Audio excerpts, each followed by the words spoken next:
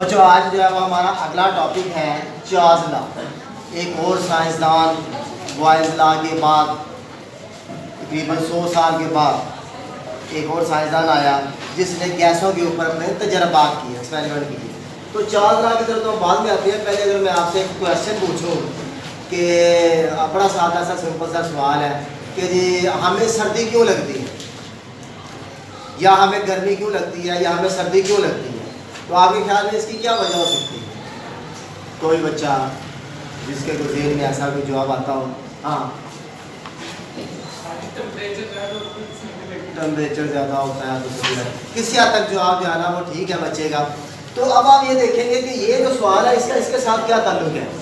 इसका जो सवाल है उसके साथ इसका जो जवाब है ये जब मैं पढ़ा लूँगा उसके बाद आप लोगों को जो है ना इस सवाल की तरफ हम आते हैं। पहले हम जरा देख लेते हैं कि इस सवाल का आज के टॉपिक के साथ जो है वो क्या ताल्लुक है। ठीक है जी। तो ये साइंसदान था जिसका नाम है चार्ल्स, ठीक है। इसने जो है वो गैसों के ऊपर तजर्बात किए।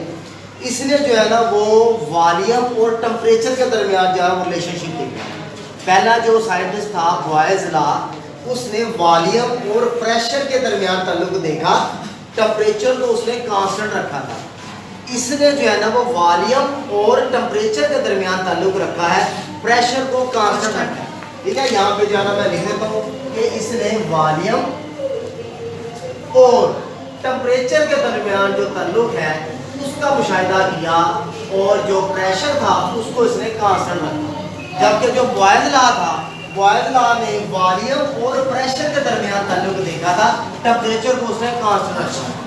अब ये जो चार्ल्स लॉ था इसने भी जो है ना वो तजर्बा किया। इसने क्या तजर्बा किया, इसने देखा कि एक जो गैस होती है उसका कुछ वॉल्यूम लिया, गैस की कुछ मिकदार ली। उस मिकदार गैस लेने के बाद इसने जो है ना एक सिलेंडर के अंदर है, ये सिलेंडर आपको नज़र आ रहा है, इसके अंदर हमारे गैस का कुछ वॉल्यूम नज़र आ रहा है। इसके ऊपर जो है ना एक पिस्टन लगा हुआ है जिसको हम कहते हैं फ्रिक्शन लेस पिस्टन, यानी कि वो जो पिस्टन है उसकी फ्रिक्शन नहीं है, यानी कि वो पिस्टन जो है ना वो ऊपर नीचे हो सकता है जैसे जैसे गैस का वॉल्यूम जो है वो बढ़ेगा। क्योंकि आपको पता है ना कि हमें तो सिर्फ टेम्परेचर का इफेक्ट देखना है ना। अगर ये जो पिस्टन है ये आपस में रगड़ खाता रहेगा तो फिर तो इसकी जो रेजिस्टेंस है वो भी बीच में काउंट होगी, जबकि इसको आपने नहीं करना, हमने सिर्फ टेम्परेचर का असर देखना है। इसलिए हमें यहाँ पे जो है ना वो पिस्टन ऐसा चाहिए जो कि फ्रिक्शन लेस हो, जिसकी रगड़ ना लगे और उसके ऊपर जो है ना वो गैस का जो वॉल्यूम है उसके ऊपर कोई असर ना हो, सिर्फ टेम्परेचर का असर पड़े। ऊपर यहाँ पर जो है ना वो एक वजन का एक नज़र आ रहा है, यहाँ पे जो है ना एक बाड़ रखा हुआ है, यहाँ एक पत्थर है, यहाँ लोहे का जो है ना वो एक टुकड़ा है सिलेंडर नुमा, जिसकी वजह से जो पिस्टन है वो इसके ऊपर ही मौजूद है। यानी कि अगर हम इसको नहीं रखेंगे तो ये पिस्टन तो जो ऊपर हो जाएगा और गैस बाहर निकल जाएगी, तो तजर्बा नहीं हो सकेगा। इस वजह से हमें जो है ना इसके ऊपर जो है ना वो वजन रखना पड़ेगा, जो कि प्रेशर को यहाँ पे जो है वो जाहिर कर रहा है कि ये जो बाट है ये किसको जाहिर कर रहा है, प्रेशर है। ठीक है, अब प्रेशर जो है ना वो चार्ल्स ने क्या लिखा था, कांस्टेंट। आप देख रहे हैं जितनी जो है ना ये वजन की जो आपको नजर आ रहा है इसका जो हजम है वो उतना ही है जितना नीचे है। सर एज्यूम करें कि ये उतना ही है, ठीक है, फर्क नहीं है। वो अगर डायग्राम बनाते हुए कुछ आपको छोटा बहुत लग रहा है तो वो बनाने की वजह से है, अदरवाइज जो है ना वो प्रेशर की जो ये जो वजन है ये उतना ही है जितना नीचे है। इसने जनाब जो है वो सिलेंडर लिया, सिलेंडर के अंदर गैस ली है। गैस लेने के बाद इसने जो है वो क्या किया, देखा कि जो पहले जो गैस का जो वॉल्यूम है वो देखा गैस का वॉल्यूम 50 सेंटीमीटर क्यूब है, जबकि जो टेम्परेचर है टेम्परेचर उसने किया जी 25 डिग्री टेम्परेचर है। अब इसने क्या किया, इसको जो सिलेंडर को नीचे से जो इसको एक रखा है उसके ऊपर स्टैंड के ऊपर, स्टैंड के रखने के बाद नीचे जाओ बर्नर लगाया है, बर्नर आग, ठीक है, बर्नर कहते हैं जैसे ये चूल्हे का बर्नर होता है जहाँ पे चूल्हे के अंदर आग जलती है वो हिस्सा बर्नर कहलाता है, ठीक है, जहाँ पे आग लगती है। तो नीचे जो है ना वो गैस का बर्नर लगाया है, ये जो है वो बर्नर है जिससे जो है वो आग निकल रही है।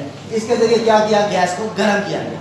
गैस को गर्म किया है तो गैस गर्म के बाद इसका मुशाहिदा किया तो उसे पता चला कि गैस का जो वॉल्यूम है वो टेम्परेचर के बढ़ाने से जो है वो बढ़ रहा है, ठीक है। तो उसने ये कहा कि जब हम टेम्परेचर को 25 डिग्री से 100 डिग्री पर करते हैं तो जो वॉल्यूम होता है वो 50 सेंटीमीटर क्यूब से 62.5 या 63 डिग्री की वैल्यू है, ठीक है। लेकिन जो मेन मुद्दा है समझने वाला वो यही है कि जैसे ही हमने टेम्परेचर उसने साइंसदान ने बढ़ाया तो गैस का जो वॉल्यूम है वो भी क्या बढ़ गया। तो उससे जो है ना उसने भी अपना एक लॉ बनाया, एक उसने काफ़ी सारी जो गैसें हैं उनके ऊपर एक्सपेरिमेंट किया। एक्सपेरिमेंट करने के बाद जो है ना उसने जो है ना वो लॉ बनाया। उसने ये कहा किसी भी गैस का जो वॉल्यूम होता है वो डायरेक्टली प्रोपोर्शनल होता है टेम्परेचर या एब्सोल्यूट टेम्परेचर। ठीक है, बिल्कुल ये जो चार्ल्स का लॉ है ये बॉयज लॉ की तरह ही है, सिर्फ एक दो जो है वो डिफरेंस इसमें होंगे कि इसमें क्या है, वॉल्यूम डायरेक्टली प्रोपोर्शनल टेम्परेचर की है, उसमें क्या था वॉल्यूम इनवर्सली प्रोपोर्शनल था प्रेशर के, यहाँ पे वॉल्यूम डायरेक्टली प्रोपोर्शनल टेम्परेचर की। ठीक है, तो वॉल्यूम को जब वो 20,000 करते हैं मैथमेटिकली, डायरेक्टली प्रोपोर्शनल आ गया, टेम्परेचर को 30,000 करते हैं, V डायरेक्टली प्रोपोर्शनल आ गया T। डायरेक्टली प्रोपोर्शनल आपको जैसे मैंने पिछले लेक्चर में बताया था कि ये ऐसा होता है जिसके अंदर आप देखते हैं कि अगर एक जो वैल्यू है तो एक चीज़ की वैल्यू या एक वेरिएबल की वैल्यू बढ़ेगी तो दूसरे की भी बढ़ेगी, यह डायरेक्टली प्रोपोर्शनल का ये मतलब होता है। और रिवर्सली प्रोपोर्शनल का मतलब होता है अगर बटे में आ जाता है कि एक वेरिएबल की वैल्यू बढ़ती है तो दूसरे की कम होती है, पहले की कम होती है तो दूसरे की बढ़ती है, लेकिन यहाँ पे अब डायरेक्ट रिलेशन है, यानी कि वॉल्यूम बढ़ेगा तो टेम्परेचर भी बढ़ेगा, वॉल्यूम कम होगा तो टेम्परेचर भी कम होगा। ठीक है, अब ये जो वॉल्यूम है या ये जो डायरेक्टली प्रोपोर्शनल का सिंबल है, इसको जो है वो खत्म करना हो तो हमें जो है ना वो इक्वल का साइन लगाना पड़ता है, बराबर का साइन लगाना पड़ता है, और हमें एक कांस्टेंट की जरूरत पड़ती है। वो कांस्टेंट क्या है, उसको हम जान करते हैं K से, और T जो है ना वो उसी तरह यहाँ, यानी कि जब ये हम इसको तजर्बा करेंगे, एक गैस के ऊपर तो तजर्बा नहीं होता ना, तजर्बा करने के लिए हमें मुख्तलिफ गैसें इस्तेमाल करनी पड़ती हैं, देखना पड़ता है। तो उसने देखा कि तमाम जो गैसें हैं उनका जो बिहेवियर है, यानी कि जो गैसें हैं वो गर्म करने पर फैल ही रही है, उनका जो है वो बढ़ ही रहा है। ठीक है, तो इस तरह जो है ना वो मुख्तलिफ गैसों के जब देखा तो उनकी जो वैल्यू बराबर आई है, तो वो जो K है वो ये वाला K है। ठीक है, अब अगला स्टेप क्या होगा, अब हम क्या करते हैं कि इस K को हमें अलग कर रहे हैं, तो हम अलग करने के लिए हम क्या करते हैं, T को नीचे ले जाते हैं, तो ये K के बराबर आ गया। K को अलग करना है ना, K की वैल्यू निकालनी है तो अलग करना है, तो T को जो वो नीचे ले आएंगे। ये क्या बन गया कि इसका मतलब ये है कि किसी भी चीज़ का जो वॉल्यूम है वो टेम्परेचर के दरमियान में उल्टा है, इनवर्स रिलेशन है, यानी एक चीज़ बढ़ेगी तो दूसरी कम होगी, अगर दूसरी बढ़ेगी तो पहली कम होगी, तो ये जो वैल्यू है ये K के बराबर आ गई। ठीक है, अगर इसी तरह जो हम देख लें कि जो है ना वो किसी आपका इब्तदाई वॉल्यूम, इनिशियल वॉल्यूम और फाइनल जो है ना वो volume, initial temperature, final temperature, तो हम क्या लिखेंगे इसको कि जो आप इसको जो लिख देते हैं हम, ये क्या है V1 है और T1 है।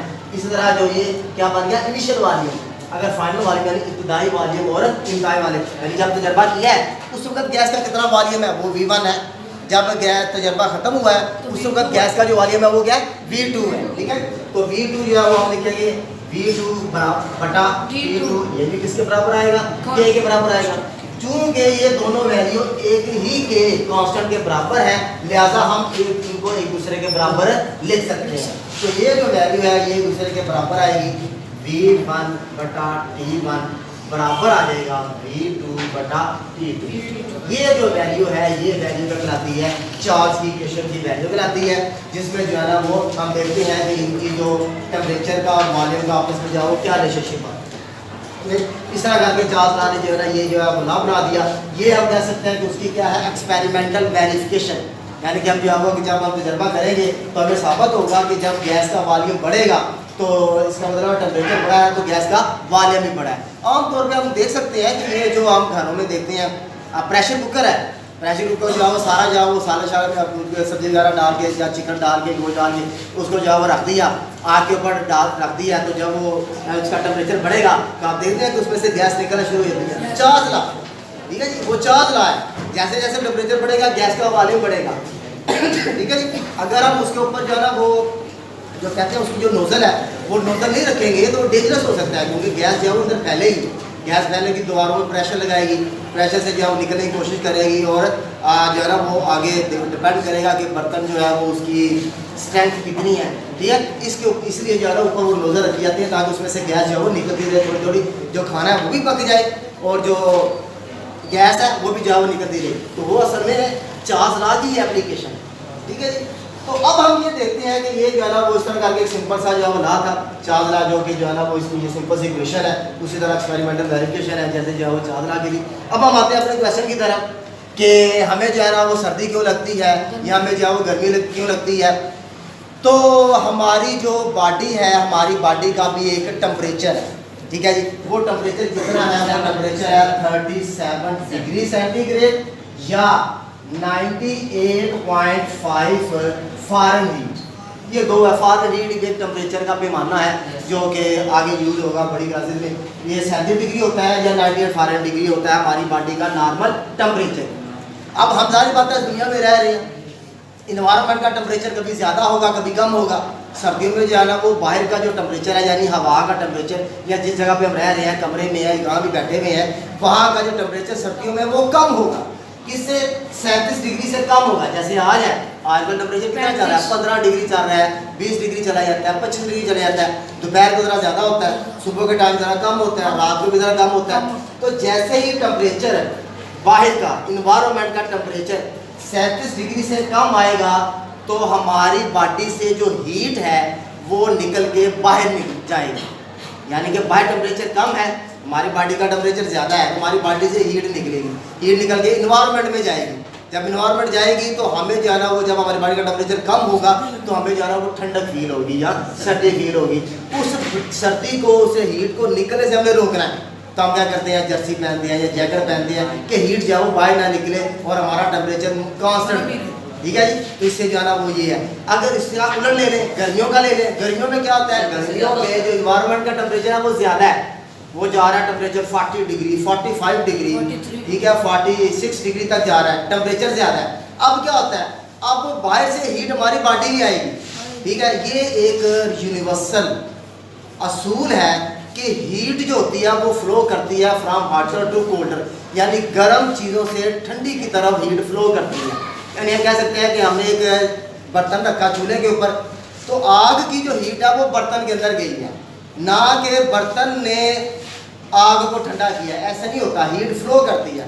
या दूसरे लफ्ज़ों में अगर आपको कहूँ कि आप जब फ्रिज का दरवाज़ा खोलते हैं तो हम ये नहीं कह सकते कि जो अंदर की जो बाजार हमें यही लगेगा कि फ्रिज की जो कूलिंग है वो बाहर आ रही है, लेकिन ऐसा नहीं होता।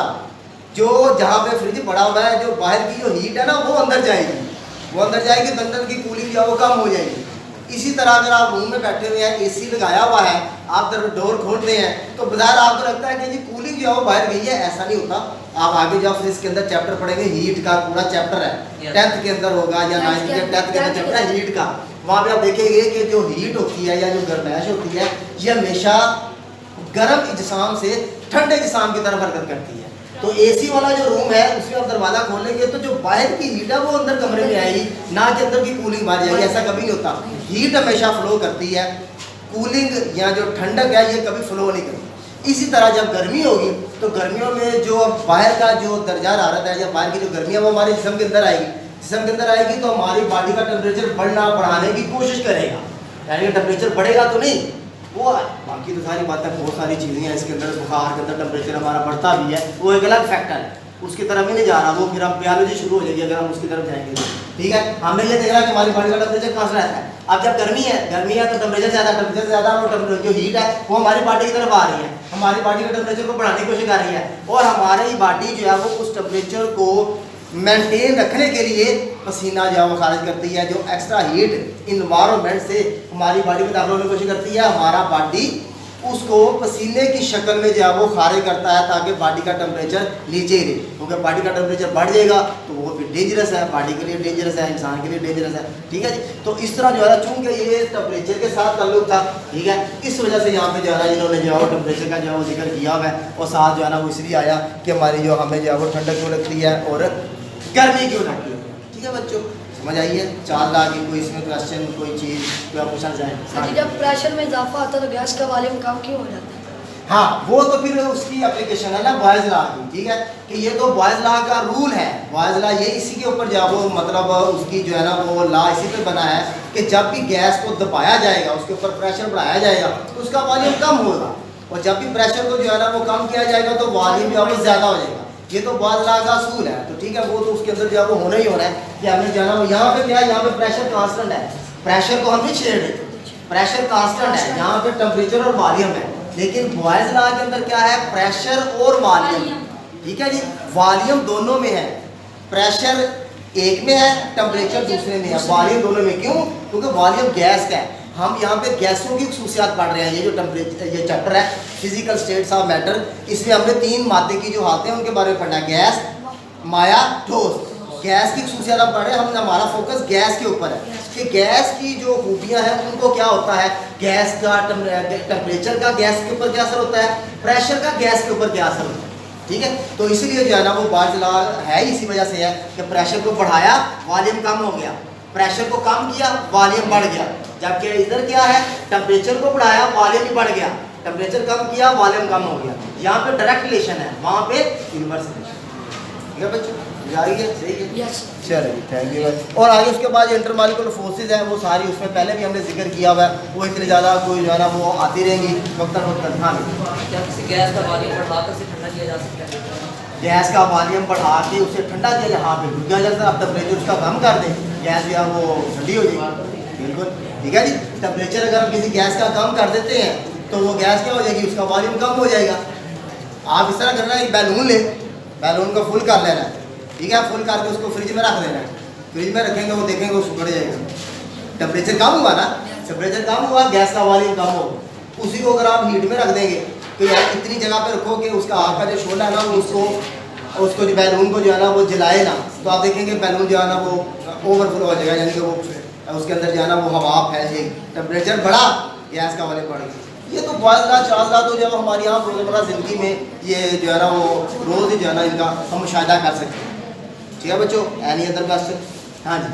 सर जी, अगर ये हीट को बढ़ाया जाए तो गैस का वॉल्यूम बढ़ता है या बढ़ेगा ना, बढ़ता रहेगा। आप जो है ना वो टेम्परेचर बढ़ाते रहेंगे, गैस का वॉल्यूम बढ़ता रहेगा। ठीक है जी। गैस के मालिक को जो है ना वो जितनी स्पेस होगी उस स्पेस में फैल जाएंगे, और ज़्यादा उनका जो है टेम्परेचर बढ़ाएंगे तो वो जो दीवारें हैं, कंटेनर जिसके अंदर वो मौजूद है, उसके ऊपर प्रेशर लगाएंगे। ठीक है जी। उसके ऊपर प्रेशर बढ़ता जाएगा। वो भी डिपेंड करता है बर्तन कौन सा है। अगर बर्तन मोटी दीवारों वाला है तो वो उसके ऊपर प्रेशर मेंटेन रहेगा, लेकिन अगर पतली दीवारें हैं जैसे बैलून है, ओवरफ्लो हट जाएगा। ठीक है जी। चलो।